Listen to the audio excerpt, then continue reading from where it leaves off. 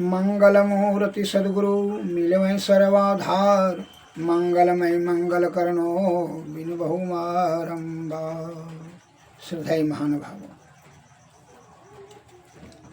शिव संहिता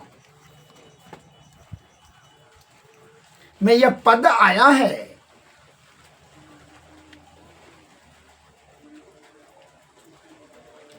अक्षरा प्रकृति प्रोक्ता अक्षरः स्वयं ईश्वरः। ईश्वर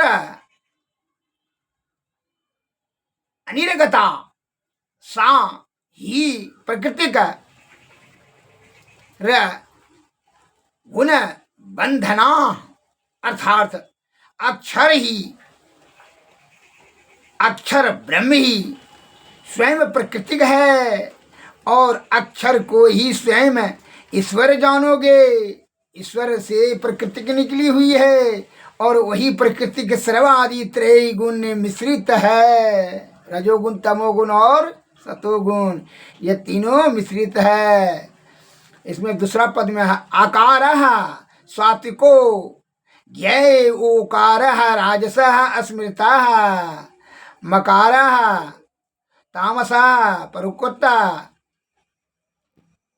तस्वीन भी प्रकृतिक रुचते। अकार सतोगुणमय, उकार रजोगुणमय और मकार तमोगुणात्मक है। इन्हीं तीनों गुणों के द्वारा प्रकृति वर्णित हुई है। और यहाँ बता रहे हैं कि अक्षर ही स्वयं प्रकृतिक है और अक्षर को ही स्वयं ईश्वर जानोगे और ईश्वर से प्रकृति की निकली हुई है और वही प्रकृति सर्वादि त्रय गुण मिश्रित है। इसलिए सोच समझ करके के सतो गुण में रह सदाचार का पालन करते हुए अक्षर का प्रयोग करे, वही उसी को तुम अक्षर से ही, अगर अक्षर के अभाव में तुम जो है अधोगति में जाओगे और अक्षर जब पार गए होगे सतोगति में चले जाओगे, सदगति प्राप्त हो जाएगी। इसलिए अक्षर को ही ईश्वर जानो, प्रकृति है अक्षर। बहुत से अभद्र शब्द बोल देते हैं तो क्या समझते हैं उसका क्या परिणाम होगा, वही आपको प्रतिरूप होकर के उसका प्रतिक्रिया क्या होगा, अभद्र शब्द का प्रतिक्रिया वही लौट कर करके आपको ऊपर प्रहार किया रहेगा, उसी का परिणाम आपके पास मिलेगा। अगर अभद्र बोले तो आपको अभद्र ही परिणाम मिलेगा, जिसके कारण से आपकी दुर्गति होगी। और सही शब्द का प्रयोग किया, अक्षर का प्रयोग किए तो परिणाम आपको सही मिलेगा। और इसके अभाव में आपका दुर्गति और इसके जानकारी में, अक्षर के जानकारी में ही आपका सदगति। इसलिए अक्षर को ही तो जानो, पहचानो और सोच समझ के हृदय रूपी तराजू पर आत्मज्ञान से सोच समझ करके अमल करो। इसलिए अक्षर ज्ञान बढ़ाना परम आवश्यक है। उसी को न कहता है मूर्ख रह गया अक्षर का अभाव में। कैसे उदाहरण देते हैं, एक राजा ने सपना में देखा कि हम अत्यंत वृद्ध हो गए हैं, चमड़ा झुलस गया, लाठी लेकर के थर थर कांप करके चल रहे टहल रहे हैं, केस पक गया, दांत झड़ गया, सब जो है और चमड़ा झुल गया।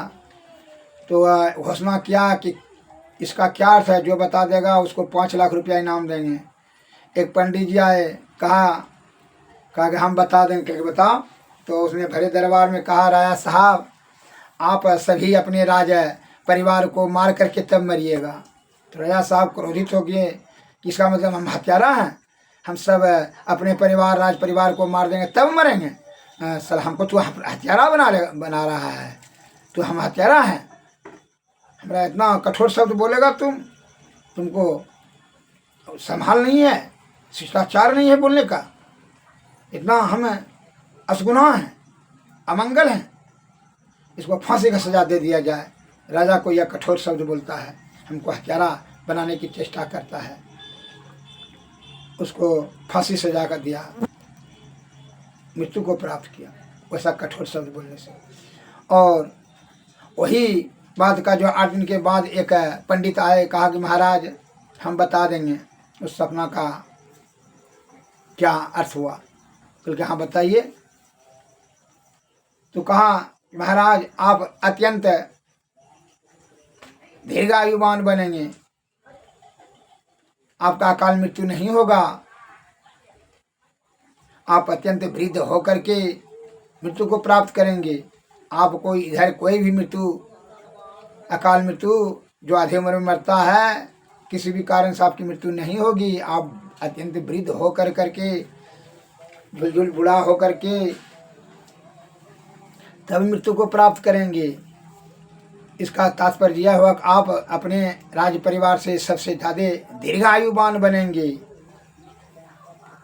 रहेंगे, इसमें कोई भी संदेह नहीं। इसका अर्थ यही होता है उनको हम अत्यंत दीर्घायुवान होने के तब आप सबसे ज़्यादा लंबा आयु आपकी होगी।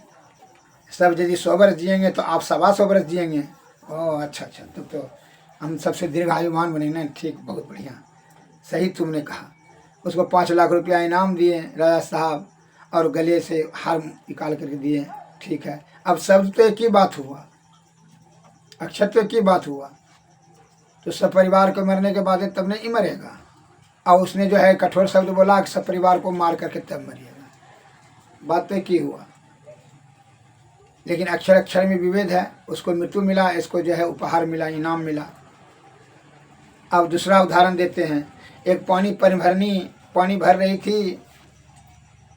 एक आदमी आया, कहा माता जी पानी पिलाने का कृपा करें। पानी भरनी ने जो है पानी भर करके पिला दिया। वो अब जो है पानी पी करके बड़ी खुश होकर के वो चले गए। और वही दूसरा दिन जो है एक और प्यासा आदमी आया, बहुत जो है मिठा मूर्ख था, उसको अक्षर का संभाल करके बोलना चाहिए, शिष्टाचार नहीं था। उसने कहता है मेरी बाप की जोरू पानी पिलाओ। तो इस प्रकार से कठोर शब्द सुन करके वो अपने भरनी क्रोध से आग बबूला हो गई। उसने जो है बाल्टी बाल्टी दिया, 8-10 बाल्टी मारा, उघाना से मारा। फिर जो आदमी सब जुट गए तो आदमी सब ने कहा क्या बात है? क्या कहा कि देखिए ये हमको कहता है कि बाप का जोरू पानी पिला, मैं इसके बाप का जोरू है। तो उसने तर्क दिया, करे अभी जो है 8 दिन पहले एक ने आदमी मुसाफिर ने कहा कि माता जी पानी पिलाइए, तो पानी पिला दिया, पानी भर करके। और यही तो है, हम बोले कि बाप का जोरू हमने, तो बाप का जोरू मैंने बाप का कन्यान जो है माता हुआ कि नहीं? वही बात बोले, बात तो एक ही नहीं हुआ। वो तू हमको डिक्शनरी समझा रहा है, शब्द अक्षर समझा रहा है, मूर्ख कहीं का। उस 10 आदमी ने भी जो है थाप दिया, 10-15 थाप खींच करके कहा भागो यहाँ से। बस वो चला गया।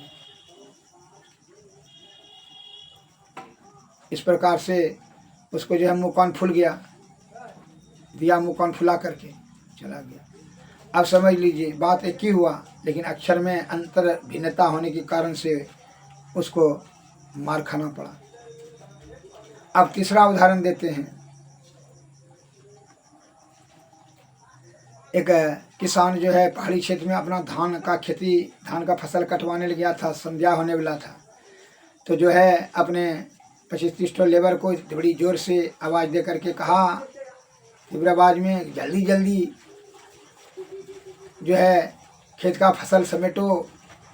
किसी का तो बाघ, सिंह, हाथी, गधा, घोड़ा किसी का तो डर नहीं है, लेकिन संध्या का डर है। और बगल में गुफा में शेर था। वो गुफा में तो ये बात सुन लिया, आवाज़ शब्द सुन लिया कि भाई, अक्षर सुन लिया कि जो है संध्या कौन जीव है। उसको शब्द का ज्ञान था नहीं कि भाई संध्या कौन जीव है, वो तो उसको भी सुना नहीं था। तो मन में संशंकित हो गया कि संध्या इसका मतलब बोला किसान कि किसी बाघ, सिंह, हाथी, घोड़ा, मगरमच्छ किसी का हमको डर नहीं है, लेकिन संध्या का हमको काल का भी डर नहीं है, मौत का भी डर नहीं है, लेकिन संध्या का डर है। जल्दी जल्दी चलो फसल समेट करके। इसका मतलब संध्या हमसे भी ज़्यादा बलवान जीव होता है। वह संदेह में चला गया। वो तो पहले सोच रहा था कि सबसे बलवान तो हम ही हैं, लेकिन हमसे भी बलवान संध्या है, क्या किसान जो बोल रहा था। और उस शब्द अक्षर तो जानता नहीं था, अक्षर के बारे में ज्ञान नहीं था। किसान मजदूर सब तो चला गया। चले गए सब। और ठीक जो है अभी ये सोच ही रहे थे, 1 घंटा के बाद जो है एक धोबी अपना गधा खोजते हुए 3 दिन से खोज रहा था, नहीं मिल रहा था। खोजते खोजते उसी समय अब जो है कुछ अंधकार हो गया, सूर्य अस्त हो जाने के कारण से यह हो गया। अब जो है गुफा में घुसा तो देखा गधवा अपना समझ करके सिंह के पीठ पर उछल करके चढ़ गया। कहा 3 दिन तक बहुत तुम खोजवाया, परेशान कर दिया है, आज तुम्हारा जो है ना अच्छी तरीक़ा से पिटाई कर करके तुमको जो है ना हड्डी गुड्डी तुम्हारा तोड़ देंगे, बहुत तुम परेशान करता है। रस्सी खोल करके तू रोज भाग जाता है, यह है महीना में 4 बार तुम परेशान करता है। लगा लाठी, जब शेर के बाल पकड़ लिया और शेर की पीठ पर चढ़ करके पुल्ला ले गया था 2.5 हाथ का, लगा लाठी कपाड़े पर देने लगा। दे लाठी पीठ पर कपाड़ पर मारते मारते गधा जो शेर उड़ने लगा, उसको कहा चलो इधर इधर जिधर बाल पकड़े खींचता उधर लेकर के अपना घर मारते मारते लाया। शेर को जब मार रहा था शेर ने सोचा तो ओ सही बहुत बड़ा खतरनाक जीव होता है संध्या, यही है संध्या, बड़ी मार मारता है, माथे पर मारता है लाठी, खाली माथे पर मार, यही संध्या है। अच्छा, हम तो आज तक नहीं संध्या को देखे थे। मार कर को बेदम कर दिया, उसको एकदम हालत खराब कर दिया, खून से लथपथ हो गया शेर। आकर के गधावा के जरा में जोड़ दिया तो उसका तो जो है खून से लथपथ था, एकदम अत्यंत वह बीमार सा हो गया था शेर। वो लाठी के मार से मारा न 100-200 लाठी, पस्त हो गया था, उसका बल बुद्धि सब छीन हो गया था। गधावा के जरा में खड़ा है, तब जो है धोबी गधा जो उसको शेर को जोड़ करके चला गया खाना पीना खा सोने के लिए। फिर जो है भोर पर जो है शेरिन जो है शेर की पत्नी जो है सिंहनी आई, खोजते खोजते परचिन को देख करके सिंह को देखा गधावा के जरा में बना हुआ। सिंहनी ने खोल दिया, कहा कि आप यहाँ क्या कर रहे हैं? क्योंकि देखिए आज जो है संध्या के चक्कर में पड़ गए थे, वही बड़ी मार मारा हमको, 200 लाठी मारा, माथा पर ही मारा, तो चक्कर लग रहा है हमको, तो अब तो बोल नहीं सकेंगे। बस किसी तरह से मदद दे करके सिंहनी सहारा दे करके उसको अपना गुफा लाई। और वह बोली कि तो देखते नहीं है गधावा के जन्म है, ये धोबी है। क्योंकि धोबी है तो हाँ, गधावा का मालिक धोबी है, उसी के से मार खाया। तो एक थाप में उसको मार सकते थे, क्योंकि हम तो सोचें कोई संध्या कोई जीव है, करके जीव नहीं है, ऐसे धोबिया है। तो ये नहीं जानते थे क्या उधर संध्या करता है, शाम होने वाला जो समय रहता है ना, रात आने वाला, उसी को संध्या कहता है, जो सिंहनी ने उसको बताया। अच्छा, तो यही बात है, यही अक्षर के अभाव में जो है वो उतना मार खाया शेर ने। उसी प्रकार ज्ञान के अभाव में विषय भोगी प्राणी इंद्रिय सुख को अपना सुख समझ कर करके अधोगति में जीवन मरण के चक्कर में फंस के नाना प्रकार का दुख को भोगता है। रोग शोक संताप पाप ताप सब जमा कर लेता है। विषय का त्याग करके आध्यात्मिक ज्ञान सुचित पवित्र आत्मा से सदगुरु के चरण में जा करके युक्ति से, उनकी कृपा से युक्ति से भक्ति कर करके मुक्ति प्राप्त कर ले। लेकिन उनको जीवात्मा के सुख, परम सुख, परमानंद प्राप्ति करने के लिए यत्न करे तब ना, तो वह ज्ञान के अभाव में इंद्रिय सुख, लेकिन वह सब भूल जाता है विषय भोगी कि इंद्रियां तो गतिमान तो जीवन पर ही है, सूक्ष्म चेतन पर ही है, सूक्ष्म जीवात्मा पर ही है। जीवात्मा का कल्याण करने के बारे में जो हम लोगों को प्रयत्न करना चाहिए कि इंद्रिय सुख को तृप्ति करने के लिए कुबुद्धि से पाप ताप संताप जमा करना चाहिए।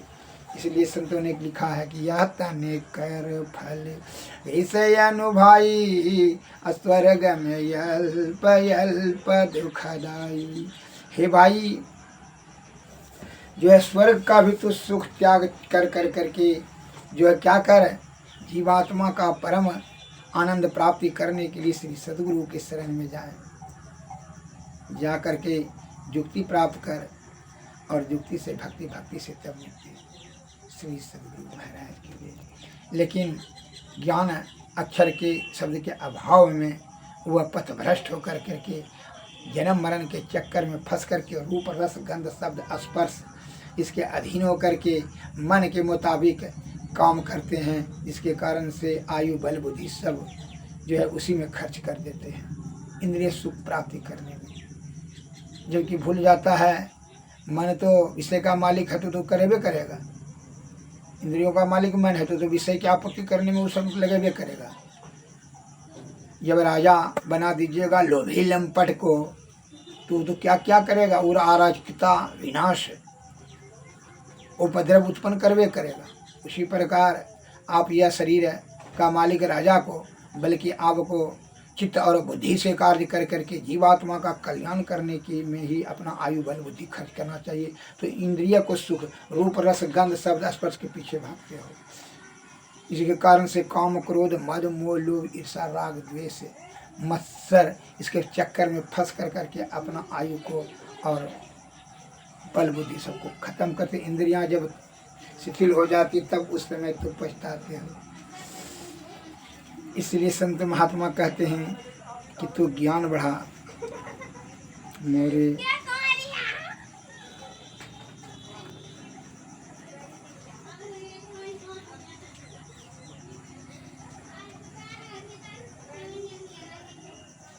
मोरे जियरा बड़ा अंधसवा मुसाफिर जयों कौनी मोका सहर कहर नर नारी दुई फाटक घन घोर कुमति नायक फाटक रोकई परियों कठिन झिक झोर संशय नदी अगाड़ी बहती विषम धार जल जो क्या मनुमा तुम गाफिल सोवो यहाँ मोरन तो निषिद्धि कृति करो साहब से नहीं न कठिन कठोर काम दीवाना क्रोध है राजा बसई 25 चूर सतपुरुष एक पश्य से पश्चिम दिशि जातों करो निहोर आवे दर्द राह तो हिलावे तब पहियों निजोर मोरे जीरा बड़ा इंदसवा मुसाफिर जहियों कौनियो उल्टी 5 लो पैड़ो पकड़ो पसराओ मनो बटोर कहे कबीर सुनो भाई साधु तब पहियों निज ठोर मोरे जीरा बड़ा इंदसवा मुसाफिर जहियों कौनियो।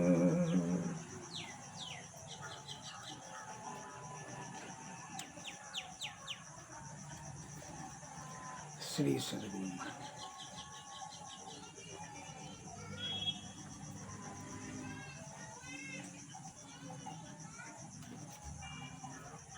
और जीते जी कर लेना है जीवात्मा का कल्याण। इसलिए कहते हैं साधु भाई जीवत ही करुआ सा जीवत समुझय जीवत बूझय जीवत मुक्ति गढ़वा सा साधु भाई जीवत ही करुआ सा जियत करम की फांस न काटी मुए मुक्ति की आशा तन छूटे जीव मिलन कहत है सो सब झूठी आशा अबहु मिला सो तबहु मिलेगा नहीं तो जमपुर वासा दूर दूर ढूंढे मन लोभी मिटे नगर तरासा साधु भाई जीवत ही करुआ सा साध संत की करे न बंदगी कटे करम की फांसा सत गए सतगुरु को चीने सतनाम है विश्वासा कहे कबीर साधन हितकारी हम साधन की दासा साधु भाई जीवत ही करुआ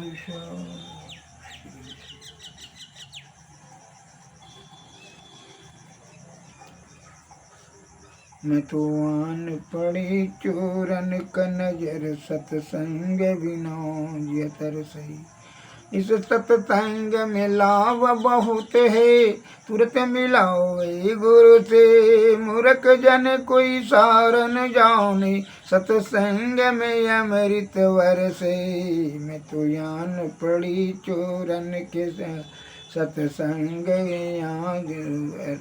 तरसई। शब्द साहीरा पटक हाथ से, मुट्ठी भरे कंकर से। कहे कबीर सुनो भाई साधु, सूरत करो वही घर से। मैं तो आन पड़ी चोरन के नगर, सतसंग बिना जिय तरसी।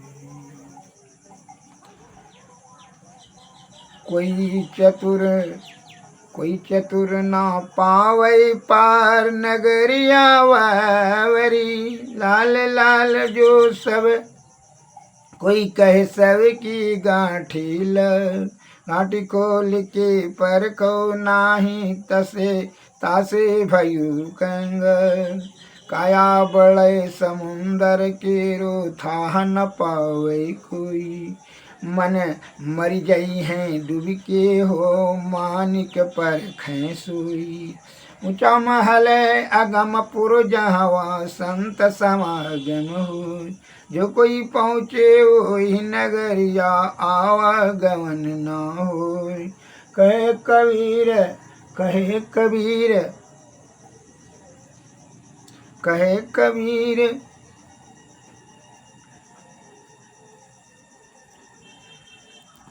सुनो भाई साधु का खोजो बड़े चोदूर। जो कोई खोजे यही नगरिया, सो पावे भरपूर। बिनु गुरु ज्ञान नाम ना पई है, बिरथा जन्म गवाई हो। जल भरी कुंभ धरे जल भीतर, जल भरी कुंभ धरे जल भीतर। आहार भीतर पानी हो, उल्टी कुंभ जल जल ही समय है। तब का करियो ज्ञानी हो, बिन कर तौल पखाव जीवई। बिनु रसना गुण गाया हो, गवन हार के रूप न रेखा। सतगुरु अलख लखाया हो, बिनु गुरु ज्ञान नाम ना पई। बिरथा जन्म गवाई हो, गवन हार के रूप न रेखा। सदगुरु अलख लखाया हो, है यथा था साविन में। दरिया लहर समानी हो, जाल डरी करियूं धीमरे। मिन के हुए गई पानी हो, पंछिक खो जाऊं मिन के मारे। ढूंढे ना कोई पाया हो, कहे कबीर सतगुरु मिल पूरा। भूले को राह बताया हो, बिन गुरु ज्ञान नाम न पई हो। बिरथा जन्म गवाई हो। श्री सतगुरु।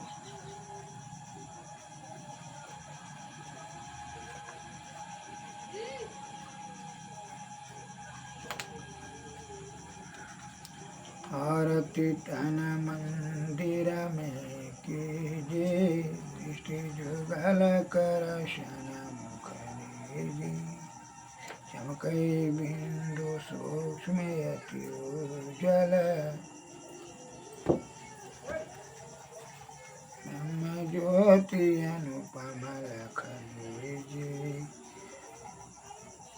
जगमग जगमग रूप ब्रह्मांड, निरखि निरखि ज्योति तज दीजे।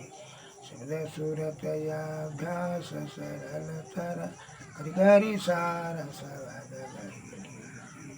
श्री जुगति कया गढ़ त्यागी, भव ब्रह्म वेद सकल मल। अखंडन आरती निर्मल, हरि सारस भव भ्रम भेद सकल मल।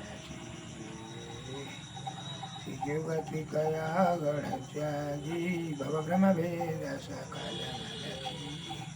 खंडन आरती निर्मल, कृणहि अमृत रस पी। आरती तन मंदिर में कीजे, दृष्टि जुगल सन्मुख दीजे। श्री सद्गुरु महाराज की जय। श्री सद्गुरु महाराज सद्गुरु नमस्कार। जय हिंद जय भारत।